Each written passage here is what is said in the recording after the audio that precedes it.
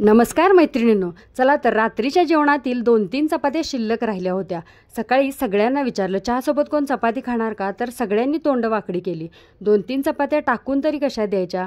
गहू काय आपल्या शेतात पिकत नाही 2-3 चपात्या वाया घालवायला.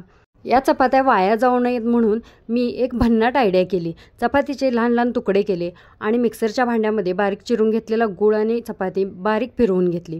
नंतर गॅसवरती एक कढई ठेवली. कढईमध्ये 2 चमचे तूप घातले. तुपामध्ये ड्रायफ्रूट घातले आणि चांगले तळून घेतले. नंतर त्यामध्ये बारीक करून घेतलेली चपाती आणि गूळ घातला. चांगलं परतून घेतलं. वरून थोडीशी बडीशेप आणि वेलची पूड घालून पुन्हा एकदा चांगलं परतून घेतलं आणि लाडू वळून घेतले आणि मुलांना खायला दिले. आणि मुलांची रिॲक्शन तुम्ही बघू शकता. वाव अशी होती. 2-2 लाडू 5 मिनिटामध्ये फस्त झाले. आणि वर मुलं मला म्हणायला लागली दररोज असे लाडू बनवत जा.